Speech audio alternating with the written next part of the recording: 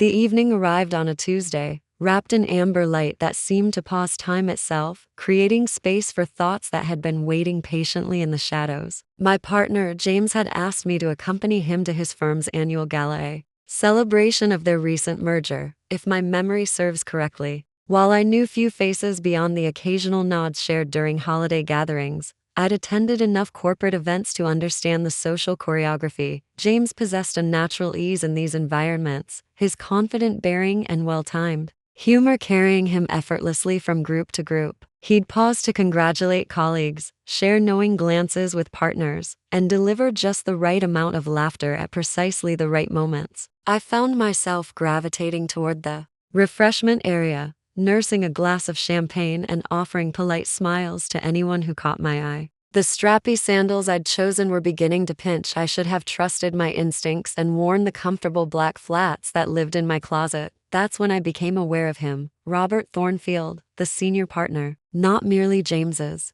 superior, but the type of man whose quiet authority filled a room without effort or pretense. Distinguished with steel gray hair and the kind of composed presence that spoke of years spent making difficult decisions with grace. We'd been introduced once before, briefly, exchanging only the customary pleasantries. This evening, however, his attention was directed entirely toward me. He moved in my direction with deliberate care, as though mindful not to disturb whatever contemplation occupied my thoughts, and offered a warm smile. "Catherine, isn't it?" His voice carried the rich timbre of aged whiskey, smooth and compelling. "That's right," I responded, genuinely surprised by his recall. "Lovely to see you again, Mr. Thornfield. Please," he said, gesturing with understated elegance. "Call me Robert." A moment of comfortable silence settled between us. He glanced toward the animated crowd, then returned his focus to me. "Would you care to step onto the garden terrace for a moment? It's considerably more peaceful out there. I'd appreciate the opportunity to speak with you privately, if you don't mind." The request caught me off guard. I paused, more from curiosity than unease, then found myself nodding. Of course. The evening air carried a pleasant coolness as we positioned ourselves near the stone balustrade overlooking the illuminated gardens below. The sounds of celebration became muted behind the French doors. Robert rested his forearms against the railing, drawing in a slow breath, as though the quiet moment was as necessary for him as it was unexpected for me. "I hope I'm not being presumptuous," he began, "but I wanted to speak with you because I've observed how James discusses you." I tilted my head slightly. "Oh," a gentle laugh escaped him. "That probably sounds rather odd, doesn't it? What I'm trying to express is that you've clearly made a profound impression on him, a positive one. He speaks of you with a kind of deep respect that's quite rare. I notice these subtleties because, I suppose, I've been missing that type of meaningful connection in my own experience. I found myself uncertain how to respond. His manner wasn't flirtatious or inappropriate, yet it carried an emotional weight I hadn't anticipated, as though he was sharing something deeply personal. "I lost my partner 9 years ago," he said, suddenly, his voice softer now. "A stroke, completely unexpected. She was the foundation beneath everything I accomplished, and since then, I've maintained careful distance from personal relationships. Professionally, I've managed well enough, but on a human level, I've been existing in a kind of exile, looking at him, then not the distinguished senior partner, but simply the man. I recognized something familiar in his expression, that particular weariness that comes from carrying strength for too long without reprieve. "I suppose seeing you this evening brought her back to mind," he continued. "Not in terms of physical resemblance, but in the way you move through the world. There's a centeredness about you, a quiet confidence. It reminded me of who I used to be when I had someone truly beside me." I stood quietly, my heartbeat finding an uncertain rhythm. There was nothing romantic in his tone, yet something profoundly human resonated there, a kind of yearning that echoed unexpectedly in my own chest, in ways I hadn't recognized until that moment. "I apologize if that's too personal," he said. "I simply felt compelled to acknowledge it aloud, that you remind someone like me that genuine connection still exists, even if it's just through a conversation on a quiet terrace." I swallowed carefully. "That's actually quite moving, Robert. I believe we all need those reminders sometimes that we matter, that we're still truly seen." He nodded slowly, then gazed out again toward the garden lights. "Precisely." After a pause, he looked back at me. Would you mind if we walked a bit? Just around the terrace area. I'd like to learn more about you, not through James's stories, but from your own perspective. And I said yes. Not from flattery or curiosity, but because something within me longed to be heard as well. We strolled slowly along the terrace perimeter, away from the warm glow and soft jazz drifting from inside. The night air was gentle, carrying the fragrance of night blooming jasmine from the planters that lined the space. Robert kept his hands clasped behind his back, maintaining respectful distance, which I found considerate. There was no pressure in his presence, just a quiet attention that felt both unusual and comforting. I've always been drawn to evenings like this, I said, not entirely sure why I felt the need to break the silence. Peaceful, unhurried. They make you feel as though time isn't racing past quite so relentlessly. Robert smiled, looking ahead. That's exactly what I've been missing, those small, natural moments that used to feel so effortless. I think I've allowed too many of them to slip away over the years. We arrived at a secluded corner where the decorative lighting didn't quite reach, and the city's skyline opened up beyond the railing. It was beautiful in an understated way. We stood beside each other, the space between us just enough to feel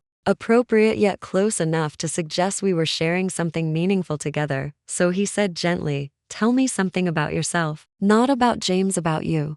The question surprised me. No one had asked me that in quite some time, at least not without some underlying agenda. "Well," I said, pausing, "I used to create pottery. Not professionally, just for my own satisfaction. Mostly bowls and vases, working with clay on a wheel. But I haven't touched clay in years, I'm afraid." "What made you stop?" he asked, his interest clearly genuine. "I'm not entirely certain," I said slowly. "Life became more demanding, then quieter, then simply routine. You forget the activities that made you feel most like yourself." Robert nodded as though this resonated deeply. "That's perhaps the most difficult part, losing pieces of ourselves while we're too occupied managing everything else." I felt something ease in my chest, a warmth I hadn't expected. Not romantic attraction, simply the experience of being understood. "What about you?" I asked. "Besides managing a successful firm and navigating corporate social events." He laughed, a genuine, rich sound that warmed the air between us. "I used to compose music. Nothing ambitious, mostly just melodies to work through emotions. I haven't written anything in years. I couldn't see the value without someone to share it with." We stood in comfortable silence after that, not awkward, but full of meaning. "You know," he said eventually, "there's something about your presence. You listen completely. You respond with genuine thought. That's increasingly rare, I think." "I simply learned to pay attention to what isn't being said," I replied. "Perhaps that comes with experience. Or maybe it develops from spending enough time in solitude." He looked at me then, not the brief, polite glance from earlier, but a real, steady gaze. His eyes weren't searching. They were simply holding the moment. And perhaps for the first time in quite a while, I allowed myself to hold it in return. "I hope this doesn't sound strange," he said after a moment, "but I think you've reminded me that connection doesn't need to be dramatic or demanding. It can be a simple walk on a terrace with someone who expects nothing from you." That touched something in me because I wasn't accustomed to hearing it expressed so directly, so genuinely. "I don't know exactly what this is," I said softly, "but it feels authentic. It feels real." Robert nodded as though we had reached some quiet understanding. "It does. And perhaps that's sufficient for now." We turned and walked back toward the warm light of the celebration, not because we were eager to return, but because life always gently guides us back to where we're expected. But something had shifted between us, not in a dangerous or dramatic way, but in a subtle, undeniable one. And somehow I knew that whatever developed next wouldn't simply dissolve with the evening. The days that followed were unremarkable on the surface. James returned to his usual work schedule, and I settled into my familiar patterns: morning tea instead of coffee, grocery shopping, folding laundry while afternoon sunlight streamed across the dining room table. But internally, something had awakened, a subtle energy I hadn't experienced in years. Not excitement, not guilt, simply awareness of myself, of how I'd been moving through life automatically. James mentioned Robert occasionally that week. Nothing unusual, just brief updates about a client meeting or an upcoming deadline. I listened, nodded, responded appropriately, as always. But I didn't mention the terrace conversation, not because there was anything to conceal,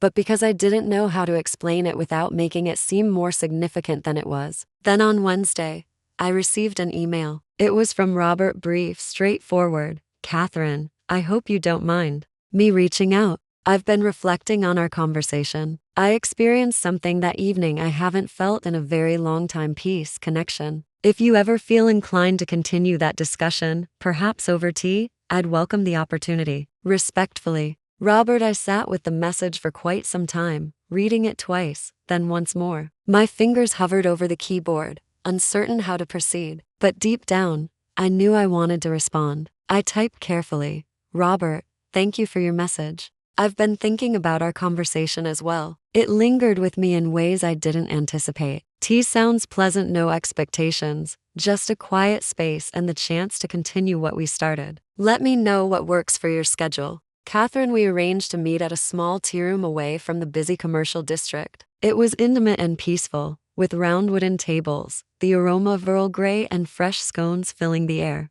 I arrived a few minutes early, smoothing imaginary wrinkles from my sweater and pretending not to feel nervous. When he entered, everything settled. He appeared more relaxed than I'd seen him before, less formal, somehow less executive, and more authentically himself. Thank you for coming, he said, settling into the chair across from me. I almost didn't, I admitted. I wasn't certain if it would feel uncomfortable. Does it? He asked gently. I considered for a moment. No, it feels peaceful, like before. We talked for nearly 90 minutes about everything and nothing: books that had influenced us, moments we cherished, the unexpected comfort of being understood by someone who owed you nothing. At one point, he leaned back, cradling his teacup. You mentioned the other evening about forgetting who you are when life becomes overwhelming. That's been echoing in my thoughts. I think I lost myself as well. For so long I was simply the partner or the widower, or some version of a man attempting to keep moving forward. I understand that completely, I said. Being everyone's something while forgetting you're still someone in your own right. Our eyes met. There was no passion,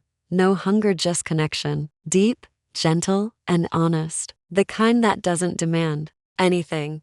The kind that reminds you you're still complete. When we stood to leave, he paused beside me at the entrance. Catherine, he said, I realize this might be complex, but I'd like to continue our conversations. No expectations, just friendship, if that's what emerges. Something that enriches both our lives beyond what we had before. I took a breath, long and steady. I think I'd like that as well, I said. And I meant it not as a woman seeking something missing from home, but as someone rediscovering aspects of herself that had been dormant for too long. As I walked back to my car, I didn't feel conflicted or guilty. I felt present, more than I had in years. And I knew that whatever this was, whatever it would or wouldn't become, it had already given me something invaluable, a glimpse of myself. Several weeks passed quietly, gently. Robert and I exchanged occasional emails, thoughtful and brief. A link to an article he thought might interest me, a photograph of a ceramic exhibition he encountered that reminded him of something I'd once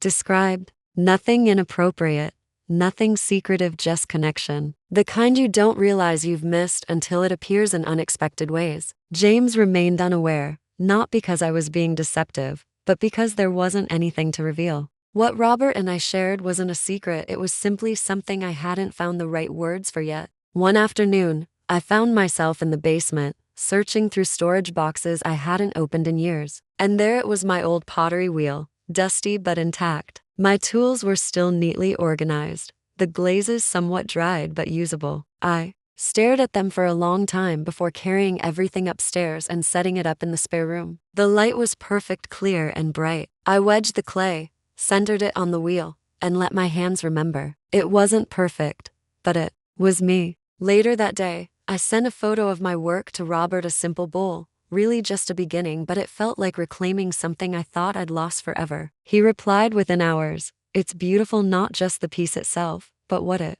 represents. I'm glad you're finding your way back to yourself." That evening, James noticed the clay on my hands and looked at me with curiosity. "Did you start pottery again?" I nodded. "First time in ages," he smiled. "I always admired your talent. It's wonderful to see you creating again." And in that moment, his smile, his genuine support, I was reminded of something crucial. This wasn't about choosing between two people. It was about choosing myself again. And in doing that, I was bringing a more complete version of me back into every area of my life, including my marriage. The following week, Robert invited me to a gallery opening downtown. I think it might inspire you, he said. No obligations. I thought about it carefully, then politely declined. Not because I didn't want to go, but because I felt something shift. I no longer needed him as a mirror. I could see myself clearly now. I wrote him a message. Robert, thank you for the kindness, the space, and the unexpected clarity. You helped me rediscover a part of myself I hadn't listened to in years. I hope our paths will cross again,